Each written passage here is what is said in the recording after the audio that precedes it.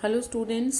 तो आज हम जहाँ पर हमने अपना वीडियो एंड किया था, यानी मैंने लास्ट आपको सम इम्पॉर्टेंट कंपाउंड्स में अल्कीन इथीन के बारे में बताया था, इथाइलिन जिसका कॉमन नेम था। तो आज हम इससे आगे कंटिन्यू करने वाले हैं और जो नेक्स्ट कैटेगरी है दैट इज़ अल्काइंस। अल्काइंस जैसे कि आप जानते हैं they are having general formula CnH2n-2 और इस सीरीज़ का सबसे पहला जो मेंबर है वो 2 कार्बन वाला मेंबर है दैट इज़ C2 और इसमें जब आप पुटअप करोगे तो आएगा H2। So the name of the compound C triple bond C with 2 hydrogens is known as ethyne which is the IUPAC name, लेकिन इसको मोर पॉपुलरली कॉमन नेम से जाना जाता है जिसको हम जानते हैं नाम से एसिटाइलिन। ठीक है, तो हमें एसिटाइलिन के बारे में ही कुछ बेसिक से प्रॉपर्टीज़ के बारे में हम एसिटाइलिन की पढ़ेंगे। तो जो एसिटाइलिन है, क्योंकि ये भी एक हाइड्रोकार्बन है तो फ्यूल की तरह से इसको भी यूज़ किया जाता है। ठीक है, इथाइलिन या एसिटाइलिन का सबसे पहले देख लेते हैं स्ट्रक्चर। अगर हम स्ट्रक्चर की बात करें तो जो आपका कार्बन है इसके अंदर C ट्रिपल बॉन्ड CH, ये जो कार्बन है बच्चों ये है sp हाइब्रिडाइज्ड होने की वजह से कार्बन जो बॉन्ड एंगल है दैट इज़ 180 डिग्री और इस वजह से कार्बन और कार्बन के बीच में ऐसे एक बॉन्ड बन जाता है। इसका भी अपना यहाँ से और इसके बाद एक एंगल यहाँ बनता है, एक बॉन्ड यहाँ बना सकता है। ये जो बॉन्ड ये हाइड्रोजन या किसी और कार्बन चेन के साथ बना सकता है। इसके अलावा इसके पास अपने 2 p ऑर्बिटल्स जो हैं वो p ऑर्बिटल्स इसके पास रह जाते हैं एम्प्टी और ये जो p ऑर्बिटल्स हैं ये साइडवेज ओवरलैपिंग करते हैं। ठीक है, और साइडवेज ओवरलैपिंग करके ये बना लेते हैं हमारे pi bonds. Understood. So ultimately this goes the structure C triple bond C, या इस तरीके से जो है यहाँ दिखाया गया ये इस तरीके से बॉन्ड की फॉर्मेशन हो जाती है। तो फिर से सुन लें, बॉन्ड एंगल कितना है 180 डिग्री है। ठीक है, और ये जो है इसका स्ट्रक्चर है इथाइन का या एसिटाइलिन का। क्लियर।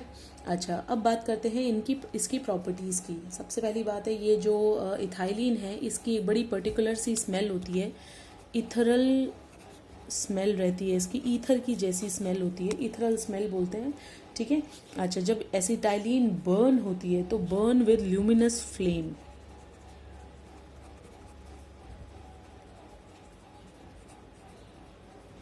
इनसॉल्यूबल इन वाटर है, वाटर के अंदर कोई इसमें सॉल्यूबल नहीं है, सॉल्युबिलिटी नहीं है।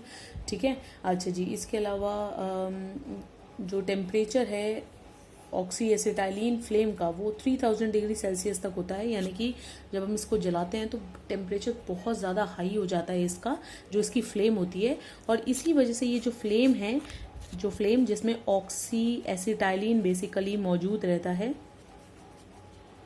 ये फ्लेम का टेम्परेचर क्योंकि 3000 डिग्री सेल्सियस तक पहुंच जाता है, इसी वजह से इसको वेल्डिंग पर्पसेस के लिए एसिटाइलिन गैस को यूज़ किया जाता है। ठीक है, अब इसकी देख लेते हैं प्रिपरेशन इसकी कैसे की जाती है। एक तो हम इसको डायरेक्टली प्रिपेयर कर सकते हैं, डायरेक्ट रिएक्शन करा सकते हैं। जो ग्रेफाइट है, कार्बन है, उसको हाइड्रोजन के साथ हाइड्रोजन के एटमॉस्फेयर में हीट करते हैं अराउंड 1200 डिग्री सेल्सियस पे टू फॉर्म C2H2 एसिटाइलिन। जो इसका लैब प्रिपरेशन है वो सबसे ज़्यादा इंपॉर्टेंट है, कैल्शियम कार्बाइड CaC2। ओके, तो कैल्शियम कार्बाइड के साथ और इसकी हाइड्रोलिसिस करते हैं, बेसिकली इसके ऊपर से स्टीम पास किया जाता है तो कैल्शियम हाइड्रोक्साइड बन जाता है और साथ में बन जाती है C2H2 एसिटाइलिन। ठीक है, और भी बहुत सारे तरीके हैं जिसमें से एक और मेथड है वो है अगर आपके पास कोई ऐसा कंपाउंड है जिसके अंदर 2 हैलोजन लगे हुए हैं। ठीक है, ब्रोमीन या क्लोरीन कोई भी लगा हो और इस तरह का कोई स्ट्रक्चर है, इस कंपाउंड को कहते हैं विसिनल डाई क्लोराइड या डाई ब्रोमाइड। अब ये क्योंकि मैंने क्लोरीन लिख दिया था तो मैं डाई क्लोराइड लिख देती हूँ, विसिनल डाई क्लोराइड। इस पर्टिकुलर कंपाउंड को अल्कोहलिक KOH डाल के जब हम हीट करते हैं, एलिमिनेशन रिएक्शन, लेकिन डबल, एक बार एलिमिनेशन होगा, एक तरफ से Cl एक तरफ से हाइड्रोजन जाएगा, फिर दोबारा एलिमिनेशन होगा, यहाँ से और यहाँ से HCl निकल जाएगा, तो 2 HCl के मॉलिक्यूल यहाँ से अलग हो जाएंगे, सेपरेट हो जाएंगे और बचेगा CH ट्रिपल बॉन्ड CH, यानी आपका एसिटाइलिन। तो इस तरीके से भी इसको प्रिपेयर किया जा सकता है। Do remember calcium carbide preparation, और ये एलिमिनेशन ही था, एलिमिनेशन आपको टाइप ऑफ रिएक्शंस में भी बताया है, तो ये सिर्फ एक रिकॉलिंग था उसका। ठीक है। अच्छा जी, तो इसके बाद आती है इसकी केमिकल प्रॉपर्टीज़। केमिकल प्रॉपर्टीज़, क्योंकि ट्रिपल बॉन्ड यानी अनसैचुरेटेड कंपाउंड है, तो अनसैचुरेटेड कंपाउंड बहुत सारी ऐसी ही रिएक्शंस देता है जो कि आपका अल्कीन देता था, ठीक है। यानी कि आपका CH ट्रिपल बॉन्ड CH।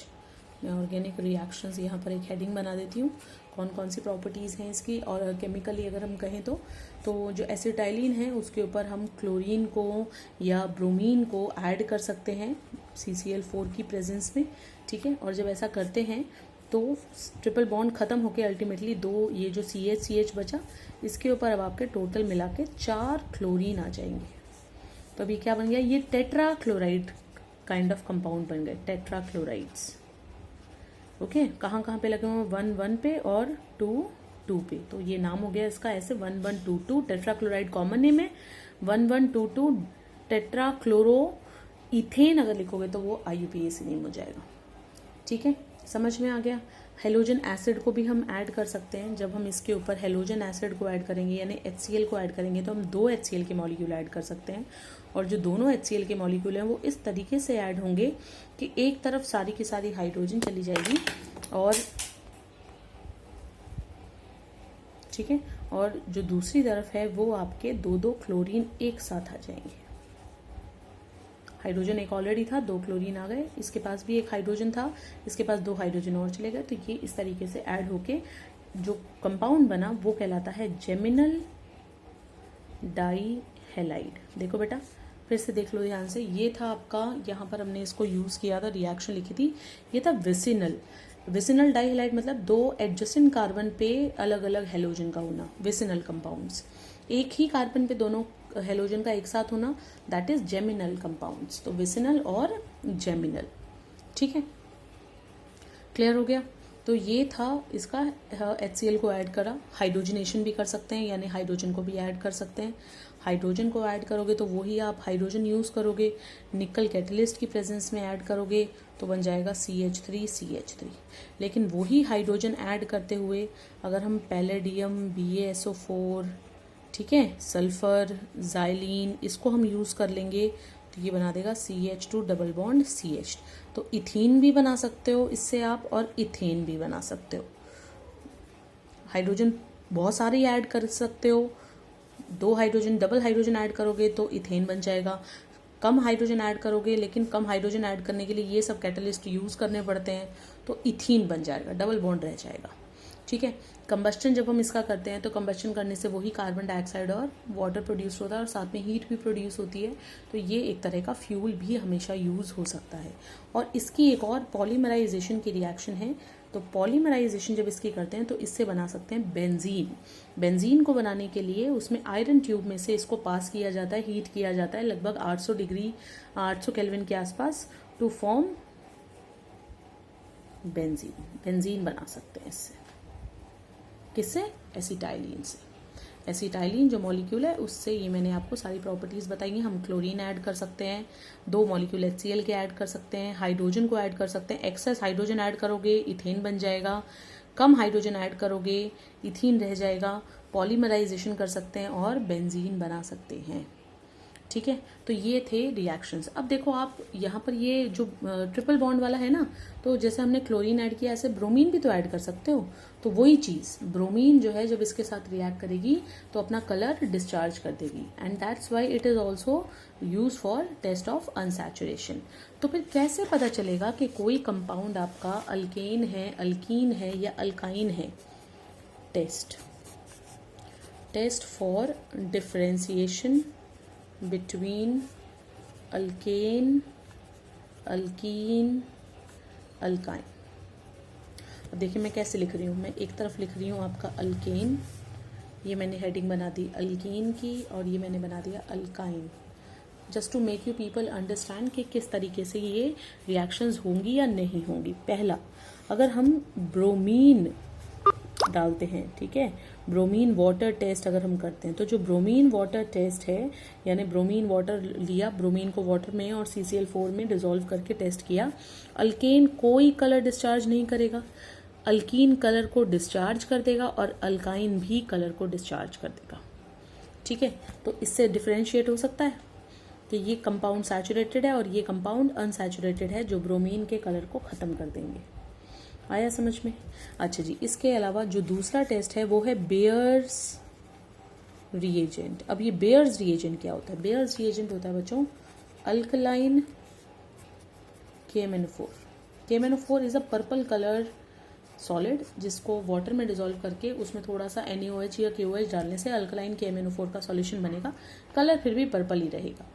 अगर ये जो अल्कलाइन KMnO4 है जो ठंडा भी होता है, हीट नहीं करना है, कोल्ड यूज़ करना है, तो कोल्ड अल्कलाइन KMnO4 को अल्कीन के ऊपर डालते हैं तो कुछ भी नहीं होता, कोई कलर में चेंज नहीं आता। लेकिन अल्कीन के साथ ये रिएक्शन करता है और रिएक्शन करने के बाद क्या कर देता है? पर्पल कलर को ख़त्म कर देता है। समझ में आ गई बात? इसी तरह की कुछ रिएक्शन अल्काइन के साथ भी होती है। तो अभी भी डिफ्रेंशिएट नहीं हो पा रहा अल्कीन और अल्काइन में। तो अब जो है हम जो तीसरा टेस्ट करेंगे वो तीसरा टेस्ट क्या होगा? तीसरा सबसे ज़्यादा इसमें इम्पॉर्टेंट टेस्ट जो हो गया वो हो गया आपका सिल्वर नाइट्रेट टेस्ट। ठीक है, वैसे इसको सिल्वर नाइट्रेट ना लिख करके हमें लिखना चाहिए टॉलेंस रिएजेंट। अब मैं आपको बताती हूँ टॉलेंस रिएजेंट होता क्या है। It is basically silver nitrate, लेकिन उसको अमोनिकल सॉल्यूशन उसका बनाया जाता है। अमोनिकल सिल्वर नाइट्रेट कहते हैं। कैसे यूज़ करते हैं? ये आपका Ag है, ये NH3 के साथ कंबाइंड है और साथ में इसके नाइट्रेट आयंस भी प्रेजेंट हैं। ये आपका जो सॉल्यूशन है ये आपका टॉलेंस रिएजेंट की तरह से काम करता है। ठीक है, तो टॉलेंस रिएजेंट के साथ जो आपका अल्केन्स हैं फिर से कोई रिएक्शन नहीं देते, अल्कीन्स भी रिएक्शन नहीं देते, लेकिन आपका जो अल्काइन है ना वो रिएक्शन देते हैं। वो वाइट PPT बनाते हैं, वाइट प्रेसिपिटेट। ठीक है, C ट्रिपल बॉन्ड C दोनों हाइड्रोजन थे ना, वो दोनों हाइड्रोजन हटने के हट जाएंगे और उसकी जगह सिल्वर आ जाएगा, तो which is white in colour. Okay, यहाँ पर कलर गायब हो जाता है, colour disappear in both cases. Orange colour गायब हो जाएगा, पर्पल कलर गायब हो जाएगा। यहाँ पर भी ऑरेंज कलर गायब हो जाएगा, पर्पल कलर गायब हो जाएगा। यहाँ पर कोई कलर में चेंज नहीं आएगा। So in this way we can differentiate between alkenes, alkynes and alkanes. हमें पता चल सकता है कि हमारा जो कंपाउंड है वो कौन सा है। अब इसके बाद let's talk about now the next category of compound and that is alcohols. Alcohols जो आपके जो जिनका जनरल फॉर्मूला हम लिखते हैं ROH से। ठीक है, तो ये जो अल्कोहल्स हैं, ये अल्कोहल्स बेसिकली कैसे बनाते हैं? इनको प्रिपेयर किया जाता है C मतलब कार्बन चेन हो गया, कार्बन चेन के ऊपर अगर X लगा हुआ है, इसमें अगर हम NaOH वाटर में डिजोल्व करके अगर इसको डालते हैं इसके ऊपर तो रिएक्शन बड़ी क्विक होती है और बन जाता है आपका अल्कोहल। और साथ में जो NaX है, NaCl, NaBr, ये आपका सेपरेट हो जाता है। तो अल्कोहल को सबसे बनाने का सबसे इजी जो मेथड है वो यही है। ठीक है, समझ में आ गया? अल्कोहल के जो नाम रखे जाते हैं IUPAC नॉमेनक्लेचर हम ऑलरेडी डिस्कस कर चुके हैं। इथेनॉल, मीथेनॉल, प्रोपेनॉल, इस तरीके से इनको बोला जाता है। ठीक है, एक चीज़ और बताती हूँ, जो अल्कोहल्स हैं वो अलग अलग तरीके के हो सकते हैं। यानी आपका मोनोहाइड्रिक हो सकता है। मोनोहाइड्रिक का मतलब है 1 OH ग्रुप इज प्रेजेंट। ठीक है, जैसे इथेनॉल, मीथेनॉल। अच्छा, इसके अलावा डाईहाइड्रिक हो सकते हैं। डाईहाइड्रिक का मतलब जिसमें 2 OH ग्रुप्स हों, जैसे एक मेन कंपाउंड है CH2OH, CH2OH। This compound is known as ethylene glycol. Common name बता रही हूँ मैं इसका, IUPAC नेम इथेन 1,2 डायोल। और फिर आपका पॉलीहाइड्रिक हो सकता है। पॉली मतलब 2 से ज़्यादा OH group, more than 2 OH groups. ठीक है, जैसे CH2OH, CHOH, CH2OH. The compound is IUPAC name is propane 1,2,3 triol and it is commonly known as glycerol, या जिसको आप कॉमनली ग्लीसरीन के नाम से जानते हैं, ये वो चीज़ है। ठीक है, तो इस तरीके से हम अल्कोहल्स को क्या कर सकते हैं? डिफरेंशिएट कर सकते हैं, क्लासिफाई कर सकते हैं। प्राइमरी, सेकेंडरी, टर्शरी भी होता है डिपेंडिंग अपॉन द कार्बन। जिस कार्बन पे OH लगा है वो एक कार्बन से जुड़ा है या फिर 2 कार्बन से जुड़ा है या फिर आपके तीनों तरफ कार्बन से अटैच्ड है, तो इसके बेसिस पे प्राइमरी, सेकेंडरी, टर्शरी अल्कोहल्स भी हो सकते हैं। अब अल्कोहल्स में जो हमें मेनली जो पढ़ना है बच्चों वो है इथेनॉल। इथेनॉल जिसको इथाइल अल्कोहल कहा जाता है, very very important compound as per class 10th is concerned. ठीक है, सो जो इथाइल अल्कोहल या इथेनॉल है उसके बारे में हम लोग स्टडी करेंगे थोड़ा डिटेल में। सबसे पहले बात कर लेते हैं इसकी फिजिकल प्रॉपर्टीज़ की। कलरलेस लिक्विड होता है प्योर इथेनॉल, जिसकी बहुत प्लेजेंट सी स्मेल होती है। ठीक है, इसका जो बॉइलिंग पॉइंट है वो 78 डिग्री सेल्सियस रहता है। देन वाटर में ये हर प्रोपोर्शन में इसको आप आसानी से मिक्स कर सकते हो। It is soluble in water in each and every like proportion हर, और ये लिटमस के ऊपर न्यूट्रल है। ये इसकी बेसिक सी जनरल सी प्रॉपर्टीज़ थी। फिजिकल प्रॉपर्टीज़ की आप बात कर सकते हो, soluble in water, highly soluble in water, having pleasant smell, boiling point is 78 degree Celsius and it is neutral to litmus, यानी ब्लू लिटमस या रेड लिटमस पे कोई एक्शन नहीं करता, एसिडिक या बेसिक नहीं है। ठीक है, न्यूट्रल है। अब बात करते हैं इसकी केमिकल प्रॉपर्टीज़ की और प्रिपरेशन की। तो प्रिपरेशन की अगर बात करें तो जो इथाइल अल्कोहल है, वैसे although I have told you the preparation कि उसको इस तरीके से बनाया जाता है, लेकिन वो प्रिपरेशन कैसी है, स्मॉल स्केल पे बनाना हो। अगर आपको लार्ज स्केल पे इथाइल अल्कोहल को प्रोड्यूस करना है तो उस केस में हम क्या करते हैं, इसको जो आपके फर्मेंटेशन का प्रोसेस किया जाता है, जैसे कि शुगर हो गई या फिर जो ये होते हैं आपके मिलेट्स वगैरह होते हैं, ठीक है, या फ्रूट्स होते हैं, तो इनका जो है वो इन एनारोबिक ऑक्सीडेशन किया जाता है, यानी उनके ऊपर बैक्टीरिया वगैरह ऐड करके और उसको सड़ाते हैं, यानी उसका फर्मेंटेशन करते हैं for like few days and then ethyl alcohol can be obtain from there. तो ये जो इथाइल अल्कोहल है, प्रिपरेशन के बाद हम इसकी बात करते हैं मेन इसकी केमिकल प्रॉपर्टीज़ की। What are the major chemical properties? First of all, क्योंकि इथेनॉल जो है that catches fire easily और वो ब्लू कलर की फ्लेम के साथ बर्न करता है। ठीक है, combustion burns with blue flame producing carbon dioxide and water, C2H5OH on heating, on burning, in the presence of oxygen, air की प्रेजेंस में जब हीट करेंगे कार्बन डाइऑक्साइड, वाटर और हीट और लाइट प्रोड्यूस करेगा, और इसी वजह से इसको अब हम यूज़ कर रहे हैं एज अ फ्यूल ऑल्सो। मैं आपको कुछ स्पेशल टर्म्स बताऊंगी, जिनमें से एक टर्म अभी मैं डिस्कस कर रही हूँ, पावर अल्कोहल। ठीक है, what is power alcohol? It is 80% petrol plus 20% ethanol. 20% ethanol होता है और 80% पेट्रोल का मिक्सचर होता है। ठीक है, इसको पावर अल्कोहल की तरह से बोला जाता है। पेट्रोल की जो खपत है उसको थोड़ा रिड्यूस करने के लिए, मैनेज करने के लिए उसमें इथेनॉल को मिक्स करते हैं, अल्कोहल को मिक्स करते हैं। अंडरस्टूड? अच्छा जी, तो ये हो गई आज इसकी पहली प्रॉपर्टी। इसके अलावा ऑक्सीडेशन जो है इसका एक बहुत इम्पॉर्टेंट जो है रिएक्शन है अल्कोहल का, हर एक अल्कोहल का होता है। तो इथेनॉल की बात करें अगर, तो इथेनॉल की बच्चों ऑक्सीडेशन हम दो तरीके से कर सकते हैं। एक तो कर सकते हैं माइल्ड ऑक्सीडेशन, जैसे CrO3 यूज़ कर लो या फिर आप PCC यूज़ कर लो, दोनों में से कोई भी यूज़ कर सकते हैं। तो जब ऐसा करेंगे तो इससे बनेगा CH3CHO, एल्डिहाइड बनेगा। लेकिन अगर कंप्लीट ऑक्सीडेशन करते हैं KMnO4 डाल के या फिर K2Cr2O7 डाल के, ये एसिडिक यूज़ करना है, ये बेसिक यूज़ करना है, कोई भी आप यूज़ करते हो, तो फिर प्रोडक्ट बनेगा एसिड CH3COOH। तो हम इसे ऑक्सीडेशन करके इथेनॉल की दोनों तरह के कंपाउंड बना सकते हैं, एल्डिहाइड भी बना सकते हैं और एसिटिक एसिड भी बना सकते हैं, इथेनॉल भी बना सकते हो, इथेनोइक एसिड भी बना सकते हो। ठीक है, इसके अलावा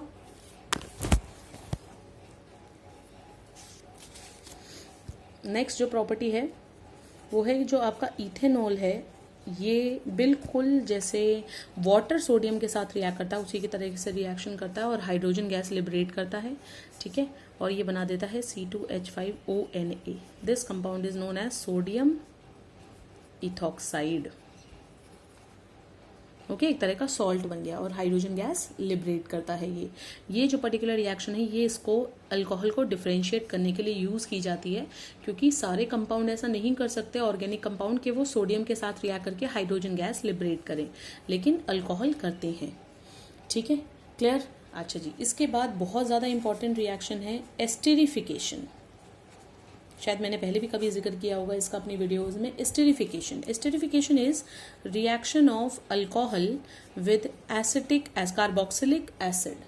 जब कार्बोक्सिलिक एसिड के साथ अल्कोहल को डाल करके in the presence of few drops of concentrated H2SO4 heat किया जाता है तो एक फ्रूटी स्मेलिंग सब्सटेंस की प्रोडक्शन होती है जिसको कहते हैं ester, and the process is known as esterification. तो रिएक्शन में ध्यान से देखना है, जो आपका एसिड है उसमें से OH ग्रुप का रिमूवल होगा और जो आपका अल्कोहल है उसमें से H का रिमूवल होगा, तो माइनस हो जाएगा H2O। सबसे पहले तो वाटर निकलेगा, उसके बाद बचा हुआ सारा का सारा अटैचमेंट हो जाएगा, यहाँ से CH3CO, जिसको मैं ऐसे भी लिख सकती हूँ। OH सिंगल बॉन्ड से जुड़ा था, ये लेकिन ऑक्सीजन डबल बॉन्ड से जुड़ा हुआ है, और ये है आपका ऑक्सीजन जुड़ा, और उसके बाद कार्बन C2H5, CH2 CH3 भी लिख सकते हो आप।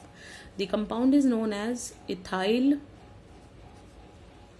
एसीटेट कॉमनली, और अगर IUPAC नेम देखोगे तो नाम हो जाएगा इथाइल इथेनोएट। और कौन सी क्लास है कंपाउंड की? एस्टर्स। एस्टर्स आर फॉर्म्ड, और जैसे मैंने बताया था पहले भी, esters are fruity smelling substances. आप जैसे एसिड का अगर यहाँ पर कार्बन नंबर चेंज करते जाओगे, अलग अलग तरह के एस्टर बनेंगे जिनकी अलग अलग फ्रेग्रेंसेज होंगी, ओके, फ्लेवर्स होंगे। आगे समझ में, परफ्यूमरी इंडस्ट्री में फ्लेवर्स देने के लिए इनको यूज किया जाता है। Next is C2H5OH on heating with concentrated sulfuric acid at 443 Kelvin, do remember the temperature, will give C2H4, that is ethene, alkyne बन गया। और इसी को ही अगर हम कंसनट्रेटेड H2SO4 के साथ 413 केल्विन पे हीट करते हैं तो बनता है C2H5O C2H5, ईथर। अलग अलग चीज़ें, एस्टर, ईथर, इथीन, ओके। और कंसनट्रेटेड H2SO4 के साथ अगर और भी कम टेम्परेचर पे हीट करोगे तो बनेगा C2H5HSO4, ओके, क्लियर।